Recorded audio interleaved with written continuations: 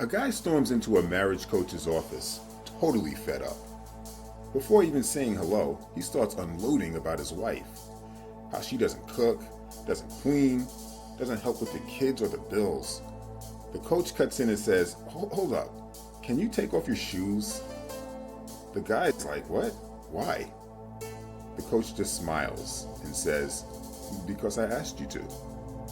The husband brushes it off, keeps ranting, and the coach finally gives him advice like, use your legs to lift heavy stuff, and cook a chicken on Monday for leftovers. The guy storms out, annoyed. Sounds weird, right? But stick with me, this story has a point that could change your marriage. Here's the deal. How many of us have felt like that husband? You're in a standoff with your spouse, both of you digging in, thinking, I'm right and they're wrong. It's like a tug of war over who's doing more or who's to blame. But what if I told you the secret to a happier marriage isn't about winning those battles? It's about letting go of your ego, your need to be right, and working as a team instead. That's where the real strength lies. You don't need to be religious to get this. Think of any great partnership, a sports team, a business duo, even a marriage. It works best when both people put the we before the me. That's what the coach was getting at with the shoes. Taking them off was a quirky way to say, drop your pride. It's not about giving up who you are, it's about choosing the relationship over the argument. Say you're fighting over who should take out the trash.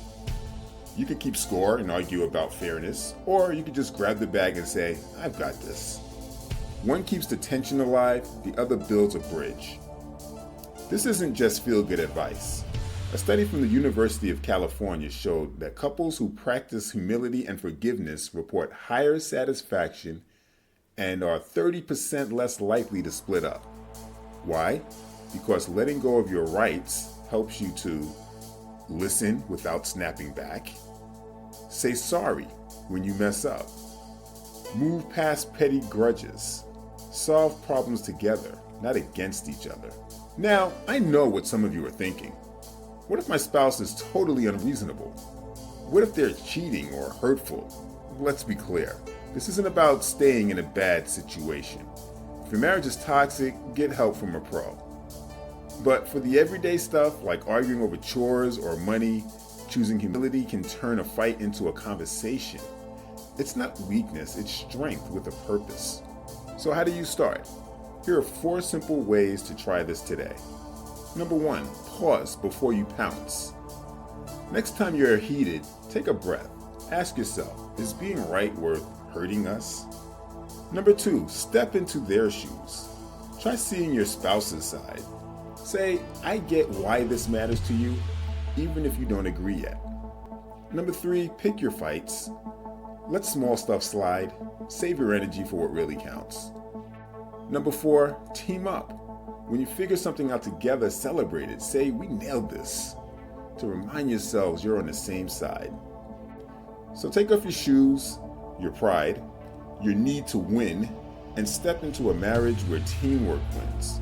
Let us know in the comments how you handle arguments in your marriage. Ever won an argument but felt lousy after? If this message spoke to you, let's keep growing together. Subscribe, hit the bell, and join our community of couples working towards stronger, purpose-driven marriages.